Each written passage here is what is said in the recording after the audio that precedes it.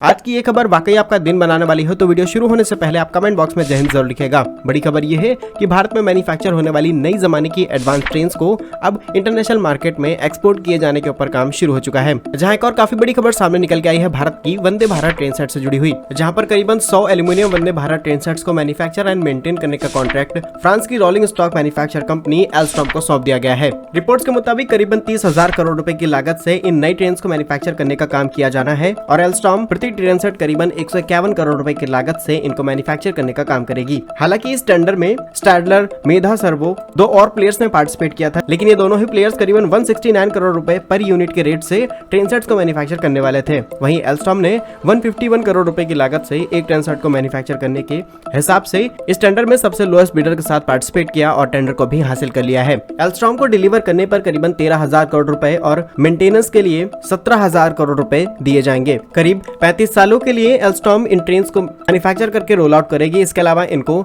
Maintain करने की भी जिम्मेदारी एल्स्टॉम की रहने वाली है। इससे पहले भी हमने कई बड़े प्लेयर्स को भारत की Vande Bharat train set manufacturing में शामिल किया है, जैसे कि Russian company Transmashholding, BEML, Rail Vikas Nigam limited, German company Siemens को वंदे भारत ट्रेन सेट्स के लिए कॉन्ट्रैक्ट सौंपे गए हैं और आगे चल के और भी कॉन्ट्रैक्ट सौंपे जाएंगे। फिलहाल हम बात करें एल्स्टॉम के बारे में तो यहाँ पर एक नई यूनिट को सेटअप किया जाएगा, जहाँ पर इस यूनिट में वंदे भारत ट्रेन सेट्स को मैन्युफैक्चर किया जाएगा। इस नई यूनिट में हैवी मशीनरी और नई एडवांस रोबोटिक्स टेक्नोलॉजी का इस्तेमाल किया जाएगा और सिर्फ 100 ट्रेन को डिलीवर करने के बाद इन फैक्ट्रीज को शट डाउन नहीं किया जाएगा, बल्कि France already Germany, Japan, US और दुनिया के कई बड़े देशों में अपनी ट्रेन को सप्लाई करने का काम करती है। यहाँ तक कि एल्स्टॉम हाइड्रोजन ट्रेन के ऊपर भी काम कर रही है। तो ग्लोबल सप्लाई चेन को बैलेंस करने के लिए कंपनी उन कंट्रीज के हिसाब से ट्रेन को मैन्युफैक्चर करके डायरेक्टली भारत से एक्सपोर्ट करने का काम करेगी। और ये पहली बार नहीं है, भारत के अंदर कई प्रकार के बड़े पावर इलेक्ट्रिकल इक्विपमेंट्स को ग्लोबल डिमांड के हिसाब से ही तैयार किया जाता है, जिन्हें डायरेक्टली एक्सपोर्ट कर दिया जाता है। और बात की जाए वंदे भारत ट्रेन सेट के बारे में तो भारत की सबसे ज्यादा एडवांस ट्रेन है,